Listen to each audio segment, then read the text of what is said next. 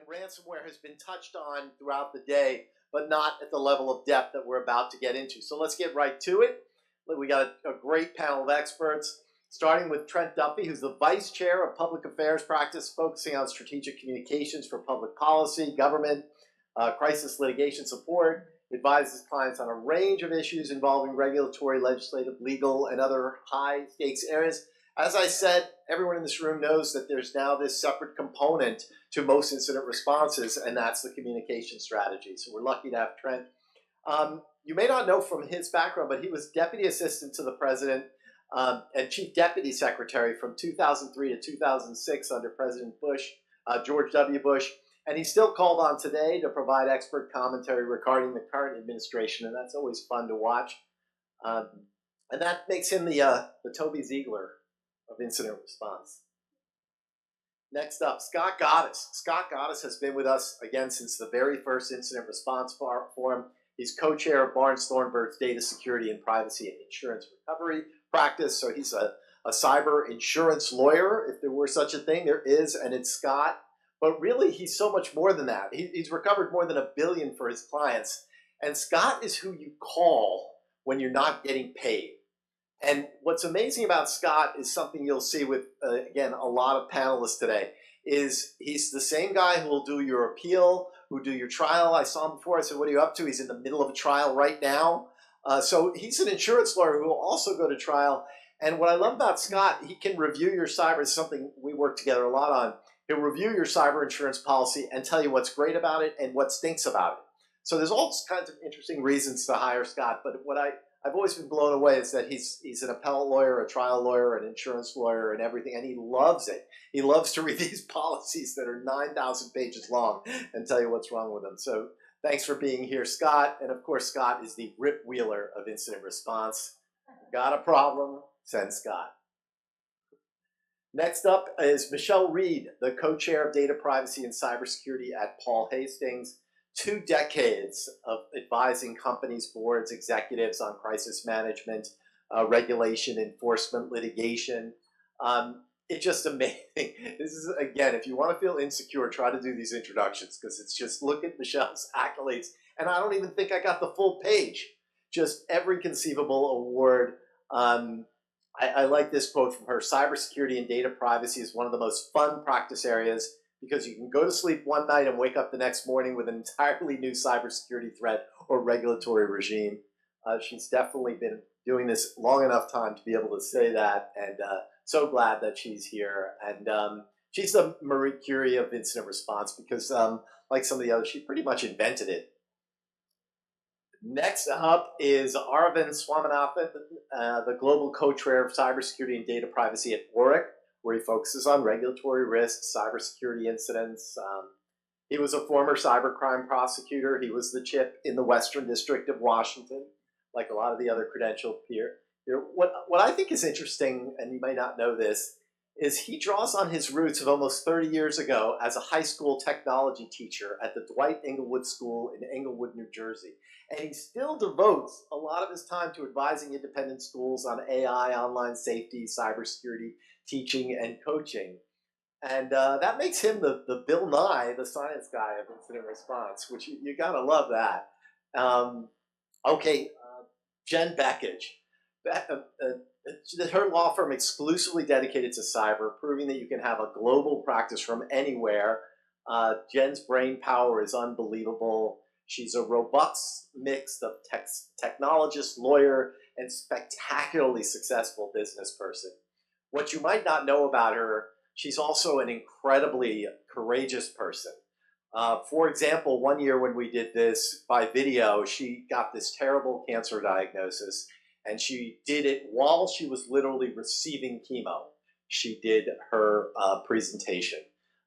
If you need inspiration or you have a friend with cancer in any way, shape, or form, call Jen. That's what I've done. She's really remarkable. Most of us would crumble and give up, I think, given what happened, but not Jennifer. She fought and she won. I think you're 5 years cancer-free. Yeah. It's really unbelievable. I was in a Twitter space I did with Jen, and she talked about how her diagnosis made her a fiercer client advocate. And she said, when she says to her client, "We'll get through this," she really means it because of what she's been through. And I think about it, it's just unbelievable what she had. And she is the Pat Benatar of incident response. Because if she had a theme song, it would be "Hit Me With Your Best Shot" and "Bring It On." So thanks, Jennifer. She's your moderator for today. See you again. Thank you. Thanks. And it's so great to be in person. It's been a really long time. Scott and I were talking about coming to some of the first IR Forum events, and it was really incredible, and the connections you made. And now look at this industry. So much has happened. And it started to make me think about, we're talking about ransomware resilience, right? And if someone can take down the Pat Benatar. Thank you. But it started to make me think about the first ransomware events that we saw, because we're talking about ransomware resilience. And 1989 was really the first technical ransomware event.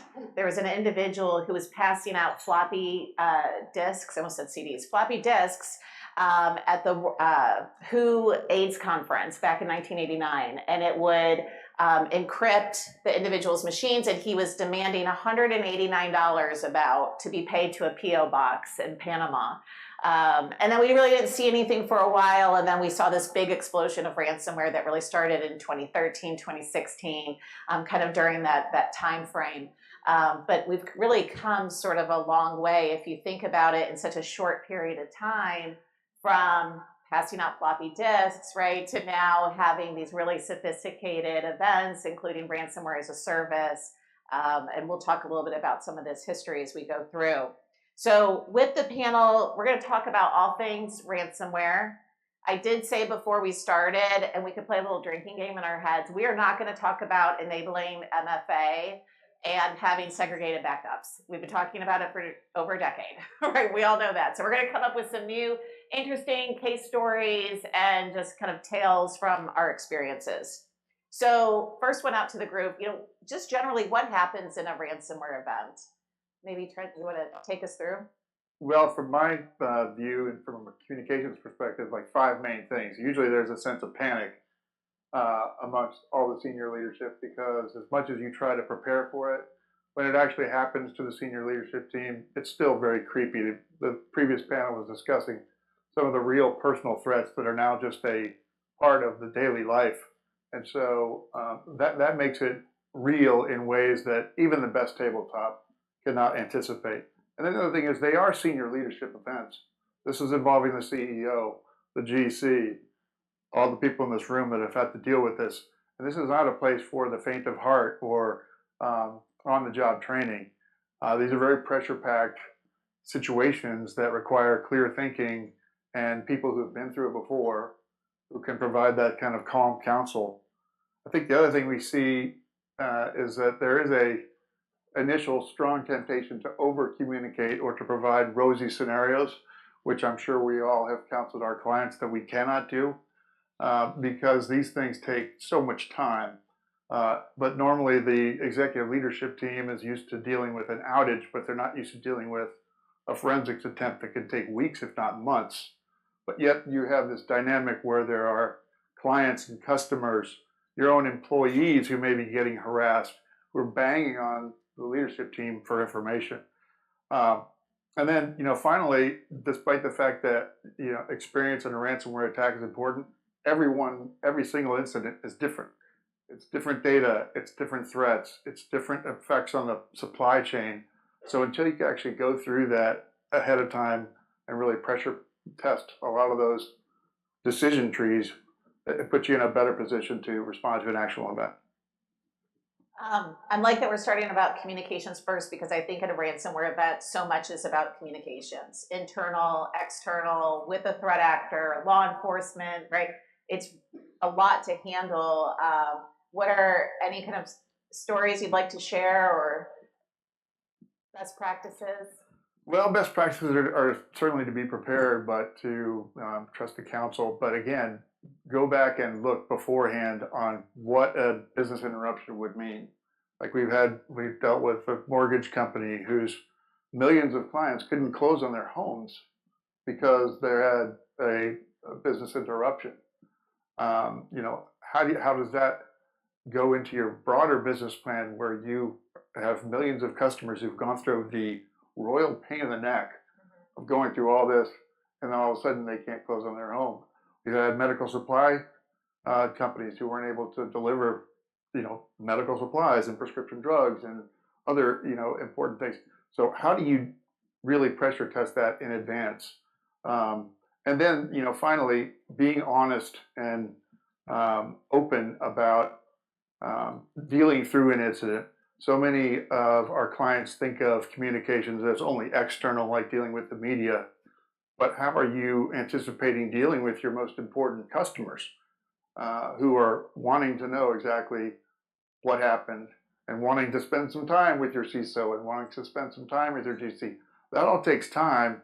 And so when we work with clients, either managing through an incident or preparing for an incident, we really push them to say, how are you going to get to your top 15 clients who may want a discussion with the CEO or with the GC or with the CISO? These are all things that if you can get those in advance, it's much better that you free up your leadership team to actually deal with the incident. And I think and I'll get to the rest of you here in a second. I think it's a bit of a dance because you're talking about open and honest, and this room's filled mostly with lawyers who are like, you're not going to say anything, right? We want to be really careful about what you say and how you say it, but it's so important to the business to restore that trust and confidence. Do you see it being harder in a ransomware event to establish trust and confidence in customers compared to maybe other events like an oops? I accidentally shared the file of social security numbers to somebody. I think it's gotten better because it's gotten worse.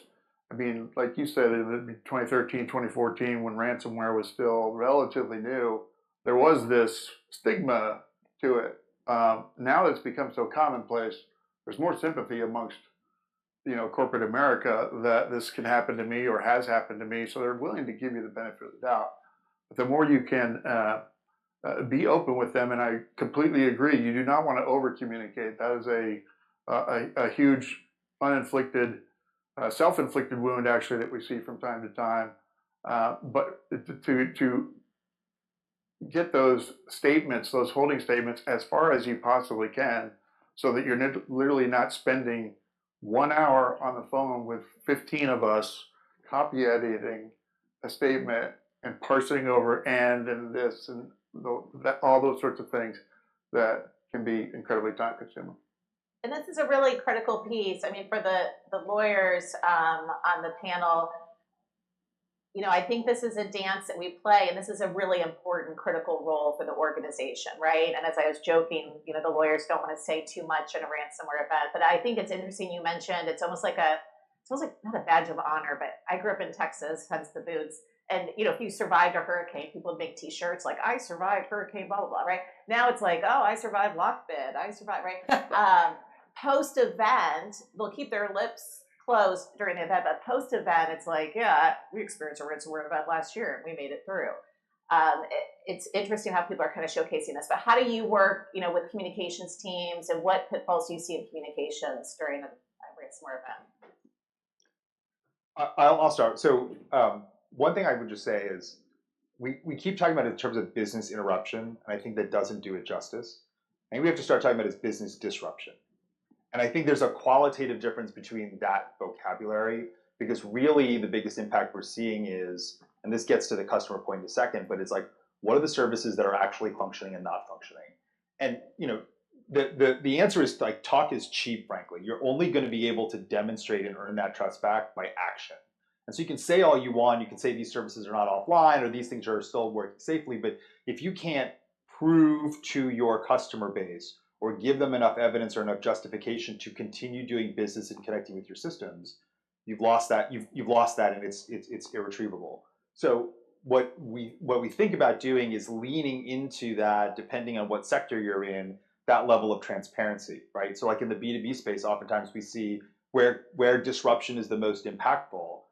The first thing we want to come out with is like, what can we tell them clearly? Like, Can we give them the IOCs? Can we tell them what's going on? And that immediate about like, no, we're going to be transparent. We're not just going to say we're going to be transparent and give you the bullshit language that we always give, which is like, we're having an event, we're investigating. It's like, no, here's what we know. Here are the tactics. Here's what you should be watching out. This is what we've shut down. This is what we're not shutting down, and this is why. And that takes a lot of courage to do in that context.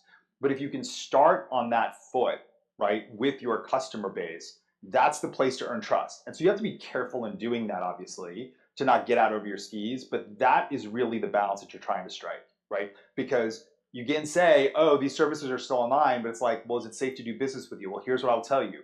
Here's what you should look for in your network, and so on and so forth. So that is the path we want to get people gliding on fairly quickly in an incident, right? And so that starts with, like you said, what's the first thing that happens? It's like, okay, let's do an assessment. Let's find out what works, what doesn't work.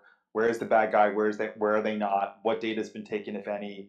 Where is that data, and so on and so forth. That immediate assessment, so you can then pivot to what can I safely communicate in as transparent a way as possible to that customer base, whatever it might be, so that they have the confidence to keep coming back to you even though you're going through an event. And so that's what I think that is where the rubber hits the road. And I'll add to that. I think the communication process is really challenging during a ransomware incident. You don't have all your systems. Some people are on personal emails, or they're on whatever, Google Workspace you've set up for them. And so people aren't checking it, their calendars are off, and you're trying to get 17 layers of approval for every communication. And the lawyers are where the buck stops with the lawyer. So I'm not going to put anything out there that my lawyer doesn't say can go out there. Well, guess what? Lawyers are slow. And then there's this lawyer and that lawyer. And I need to communicate with this. And that's really problematic, because a lot of things that matter need to come out quickly and consistently. And so making sure that you have a process whereby you can get those quick answers from the team. You determine, here's all the people who have to sign off on a communication. I'm going to make sure I have quick access to them. And so, in one incident, we went through lots of different iterations of them waiting on different pieces until finally we said, this communication is going out at this time. Here's the call. If you have an opinion on it, you will be on this call and you will sign off in this call. And that was the way that we ultimately forced that communication through. The other thing I'll say on the comms piece is that it's multi-layered, not just on the approval process, but also you don't know who is exactly talking. So you have a business disruption, and you know that you have outward-facing communication. So you have your press releases that are going to get scrutinized. You have your 8K possibly that's going to get scrutinized. But you also have your salespeople who are talking. You have your customer service people who are talking. You have your employees who are talking. And they're all talking, and unless you give them marching orders, they're all saying whatever they're thinking. And a lot of times those thoughts aren't particularly helpful for you.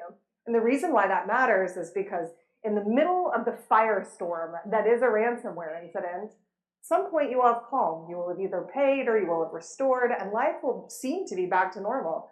And all of the regulators will come knocking at your door, and they will parse all of the communications that happened and want to know why you said this here to this person, but you didn't say it here to this person, and therefore you weren't, being forthright in your AK, you weren't being forthright in your press release, you weren't being forthright on your microsite, whatever it may be. And so understanding that layered communication and then working with a great team like Trent or Meredith and making sure that you have the right pieces in place so that everyone marches in lockstep on those communications is critically important.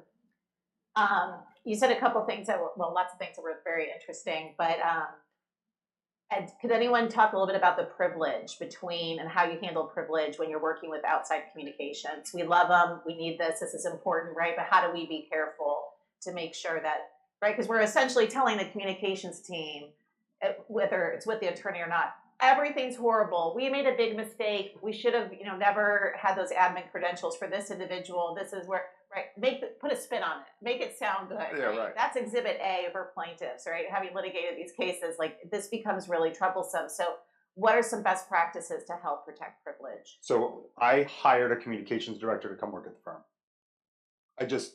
No offense to Trent, but the privilege sucks. It's terrible. And California law is bad where a lot of these cases are happening and where a lot of these cases are getting litigating. But the privilege protections with the comms folks is terrible. the law just doesn't support it. And the place where you have to squeeze it in is almost so difficult to squeeze and you can't do it. So I hired the head of communications who was formerly at PNC Bank and Sonic Wall and at Edelman, and I just said, come work for me directly. And so he works on our team. And so nobody knows the difference. David shows up for a phone call and they don't know that, like, you know, everyone's like, oh, he's just part of your team. Like, he looks like a paralegal and he's embedded in the firm. Yeah. And so nobody knows. None of the regulators know, and that's our resource. And so we leverage based on that by having that person actually work at the firm. So we solve that problem by just, I mean, we need to force augment. And so there are times when we need to hire a Trent or another firm to come in and do more work. In that situation, we make the decision that, like, okay, we're going to take that risk, right?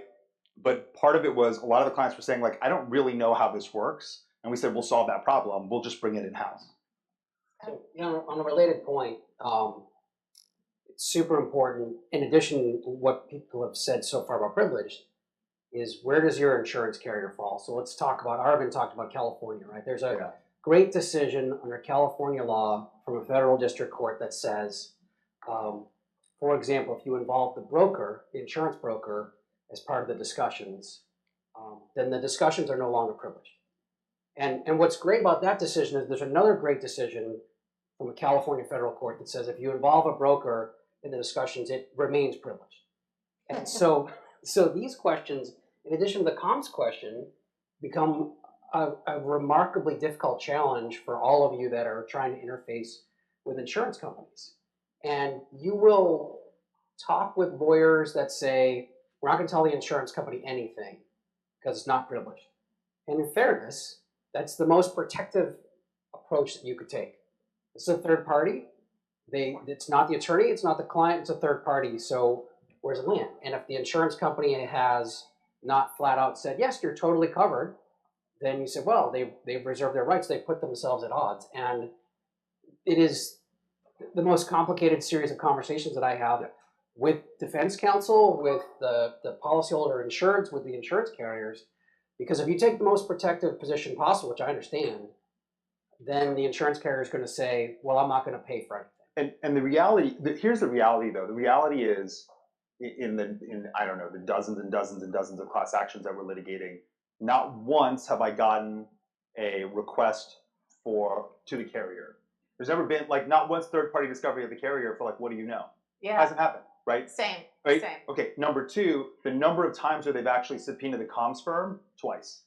So we're talking 50, 60 class actions, twice. Yeah. And the regulators don't go there either. I don't know why necessarily, but they don't go there either. So, like, I think, so the way Scott and I work together is, like, we align the clients to understand, like, what this conversation may not be privileged, but if you don't give them the information that they need, they're going to say, screw you, we're not covering you. And that's a bigger fight. So you have to pick your battles in that, and knowing on the baseline of data that, like, maybe it's privileged, maybe it's not, but nobody's asking about it, right? And maybe I'm ruining it for everybody right now. But, like, nobody's really, if there's a plaintiff's lawyer here, but nobody's asking. And so that's a place where, like, that's a risk that you can take, right? Again, you have to be thoughtful about the way you communicated. So, like, Scott and I will often sit down and say, okay, what are we going to share with them? What are we not going to share with them? So that they have enough information to make their coverage decision as favorably as possible. But you can kind of game that out and think about what is really the true risk. And it's often, not significant. Well, and there's lots of things that you can do, right? Avoid less writings, do things orally, do things over Team and Zoom, right? Have more conversations. So there's a lot of things that you can do to kind of protect that. Michelle, you were talking about, communications a little bit and involving everybody. And then if you don't give people marching orders, some of them will go rogue. And I think we've seen that, right? We've got clients that are sending out automatic replies to any email that comes in the system. We're under cyber attack. We'll get back to you soon. Why are we saying this, right? Or puts a banner on their website. We're under attack. No. And who did that? Someone who's really trying to help, right? I took the liberty of setting up a banner, No, don't set up a banner. Don't change your email signatures. But it brings in a lot of issues about, communications and keeping that right group of people to make decisions. And I think one of the biggest decisions we have to make in ransomware is to pay or not to pay. And, when we think about the evolution of ransomware, I think that's changed, right? Because a lot of times we would pay in the beginning because we didn't have segregated backups. Do a shot. I just said it. they didn't have it, right? So we needed to pay to get a de-encryption tool, but now we're seeing a decrease in the amount of payments that are being made for ransomware. The actual amount of ransomware payments is going up, but less people are making payments. Do you find any trends that you're sort of seeing in ransomware payments? And I guess, do you see anything changing in the future, right? Because like we're seeing a lot more around, do you want to pay to minimize data shaming? Is that going to be allowed under the policy? Any kind of thoughts, conversations on that? Yeah, I can jump in on that. It's a hard decision, right? Whether you pay or whether you don't pay. And it's really easy. I think we heard before. It's really easy for people to say, I'm never going to pay until they're sitting in your shoes and you need to get back up and running. You are losing millions of dollars and sometimes hundreds of $1 million a day because you're shut down and your people can't seem to get it back up despite having backups, right? Those are the scenarios in which you end up paying and people end up having to pay. The decision-making process, though, involves a lot of different factors. Like, one, you need to make sure that you know how you're going to pay. So you need to make sure that you are bringing in a ransomware negotiator who knows what they're doing and who knows, and you know the threat actors, right? So you have professionals advising you on the threat actors. There's some threat actors where it is very, very difficult to get back up and running. And it's so difficult to get back up and running that people are often better off paying than trying to go through that process. That's the weeks-long process that can ultimately result in loss of all your customers and massive reputational damage. We generally know which threat actors those are. Not all the time, but a lot of the time. I can tell you, oh, this one, sometimes I can say, hey, we might want to call the FBI. They might have a decryption key already. Sometimes this is going to be a weeks-long process. Are you ready for this big, long slog? And so you have to have pre-gamed, who are the people who are going to make that decision? How are you going to inform them? And how are you going to keep them informed as you go along? Because even if you have, I represented a major city, one of the top 10 cities in the US who had a ransomware incident. They had a position that they would never pay. And so they were like, well, there's no sense in going to a ransomware negotiator. I'm like, there's all the sense in the world of going to a ransomware negotiator. It buys you time so that your communication can be consistent and appropriate. It allows you to understand what the scope is of what they may or may not have taken. It helps you to prepare your defenses on every level if you just bring that in, even if you're not going to pay. There's times when you want to do that. Like and I'm knocking on wood, I know there's a bunch of YouTube videos out there. Any client I've ever worked with that ever did get hit with an incident, 100% have never paid ransom. And the clients that we see at our firm, we do everything in our power to not pay ransom, and it's probably 1%. And that there's like this new effort now to we got to get proof of life, right? We got to it's a whole different model now. Why do you think it's a shift to put that much reliance on the threat actors? In terms of why reach out and why do that process? Well, I mean, because no one was doing that 10 or 15 years ago. Yeah. You know what I mean? Like, why is there more of a push now? And some of it's driven by the insurance carriers. Some of it's driven by legal counsel. But where a ransomware event hits, and I know that some people immediately, we got to get proof of life. We got to communicate with the TA. And it's all different strategies, right? There's not necessarily a right or a wrong. Maybe not. I mean, we'll see how the case law plays out. But any thoughts on why that trend has sort of happened in ransomware events? Well, I mean, to me, it depends on what the issue is. There's ransomware where I would just say, don't touch anything. Don't start your clock. Don't go out. Don't do anything, and don't let anyone do that for you. But there are times when you can see from the indicators of compromise what you're dealing with, and that it's going to be a really challenging situation. So you can buy yourself some time in trying to deal with it by reaching out to the threat actor and understanding. And that was, in one of the instances I gave an example of, that's what we needed. We needed time. We needed time to understand, to clean up the communication game, to make sure that we had all of the players lined up in the way that we wanted to. So even though they weren't going to pay, when it hit the fan and they published, we were able to respond to what needed to be responded. And we weren't going to get that time if we didn't engage. So I really think it just depends on the threat actor on what you do. I think I think one of the other reasons to engage is because you want intelligence. You're just trying to gather as much information as possible about what you're facing. Up or down, doesn't really matter, right? The more information that we have, the more we can plot a strategy where we're isolating permutations of what will or will not happen. The thing I think that is most tricky now is look, we saw a concerted law enforcement effort in 22 and 23 to go after ransomware gangs. That was somewhat successful, but what it ultimately did is it broke up those gangs into different smaller factions, and we see a much higher variability in the way that they behave, right? So like in 22, we're like, well, there's honor amongst thieves, and you can trust what the bad guys tell you, et cetera, et cetera. That shit's all out the window. Yeah. Like that doesn't work anymore, because what we see now is so much more variability within when a ransom gets paid, the data gets leaked. A ransom gets paid, the data doesn't get leaked. And you're not even dealing with the kind of organized criminal gangs we were dealing with in 22 and 23. And so when people say, like, what's different about 24 and ransomware, I'd say the number one difference is variability in the threat actors and more unpredictability than ever, that you are getting what you pay for. So when you ask for things like, why are we doing proof of life? Why are we doing all these things? It's like, I'm trying to get information so I can make a reliable decision. Because I might get to the point and say, you can't trust them. They look like Black Cat, but it's not actually them. And so you can't trust them. They can't give them the same amount of fidelity that you gave that old threat actor group. Yeah. And so to me, the point about engaging and why we do it almost by rote is, and it's FBI, it's all of the different agencies, it's getting threat intel from various different parties, it's using codeware to do the negotiation so you can get more. It's all about getting information so that when you're faced with the moment where he's like, I got to make a decision to fish or cut bait here, you're doing it based on as much actionable intel that you can have, knowing the biggest difference in 24 that we saw, and by the way, this is still through in 25, it's actually worse in the last 3 months, is supreme amount of variability and unpredictability that we haven't seen before. Like we did not see that level of unpredictability in 21, 22, and 23, but 24 was terrible and 25 is starting off much worse. Yeah, right. I mean, they're criminals. They lie. And so if you've made a decision not to pay, you want to at least go and at least ask what their actual. What do they have? Well, what's their actual But you just said dollar? Unreliable. What's So their? we need to go to an unreliable. Well, no, source of they get. information.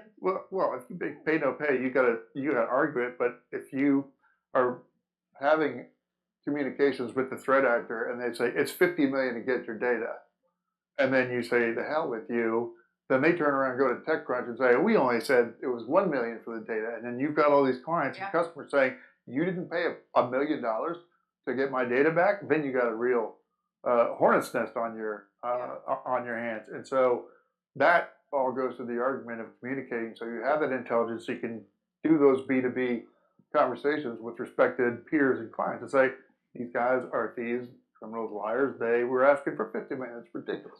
Well, and I think today we've got a lot more data, right? When we have a client that calls, we know a lot about that threat actor group. But to your point, a lot of them has changed, right? We've got Ransom Hub that's picking up lockbit people, and there's someone spinning off now somewhere else, right? So it gets a little bit harder to track. Scott, from your perspective, and again, there's no right or wrong, right? These are just different approaches. And, why are we, as lawyers, right, we need to think about what puts us in a legally defensible position and what's best for the client and the costs that are associated with. So on the cost, have carriers determined any kind of bright line of like, we'll pay ransom to decrypt and stand up operations, but we're not going to pay just for pure data shaming? What are you saying? They'll pay for both. They want an explanation as to both. And they want they want proof of life. They want to go through all the things that are out there so that they not only are comfortable, but to the people that they answer to. So your claim adjuster answers to a claim manager. The claim manager answers to a larger group within the company. And if it's large enough, then they're all answering to the reinsurers and telling you that they don't. They'll say, "Oh, we didn't put them on notice." They're all telling reinsurers and telling regulators.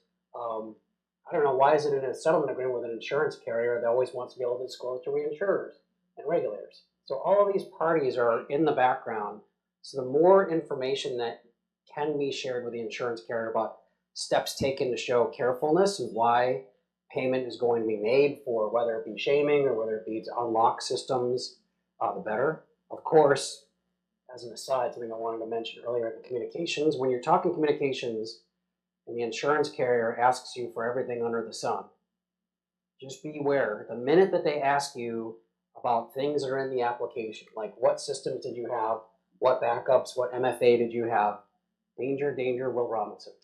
Because those questions are not designed to help the client get this undone.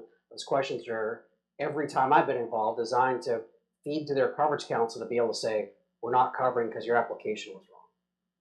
Yeah.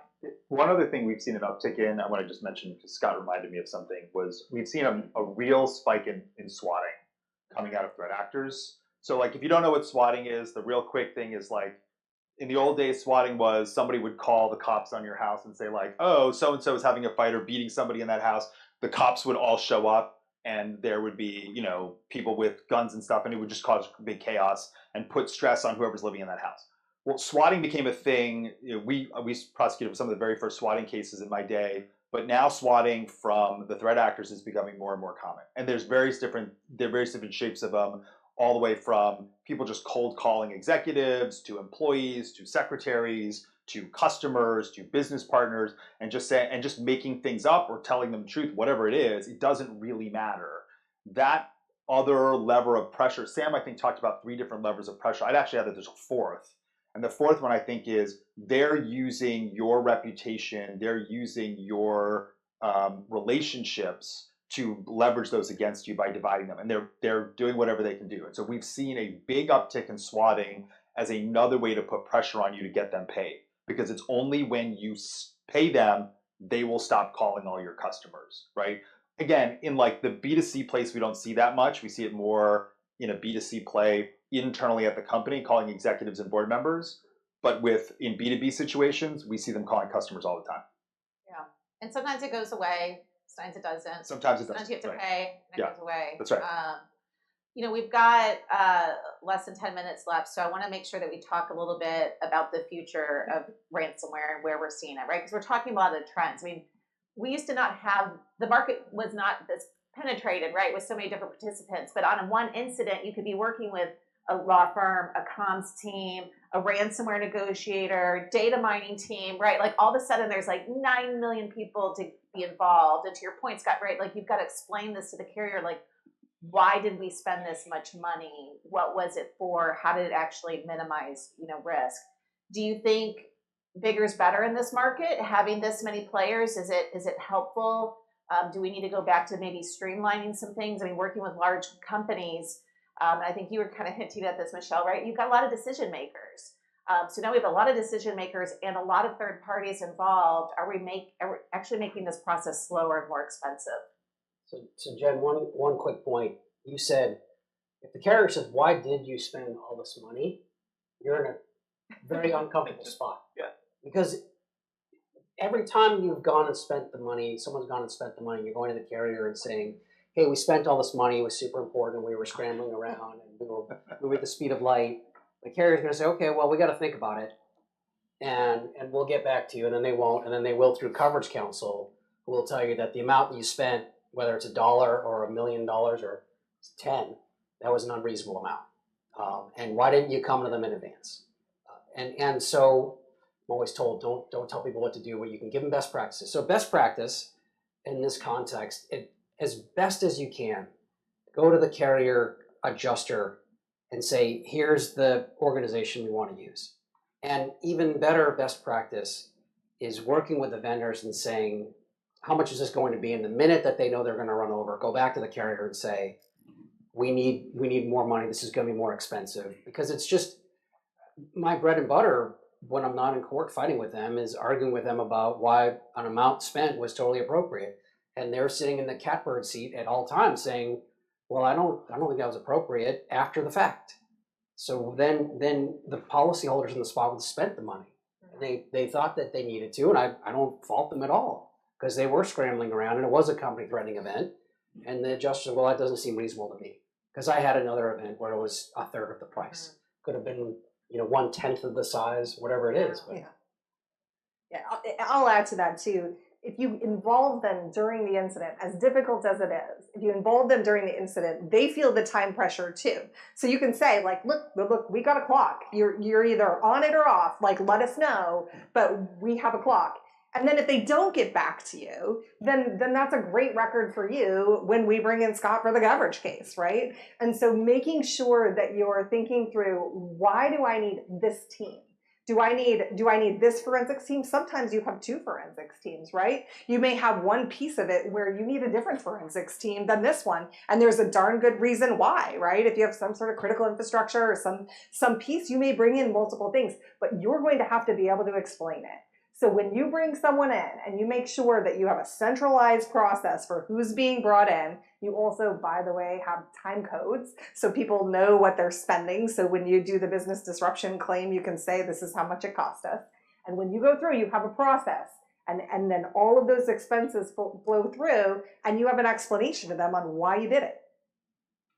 Yeah, and if you're not using the forensic accountants that the carriers will provide, you should.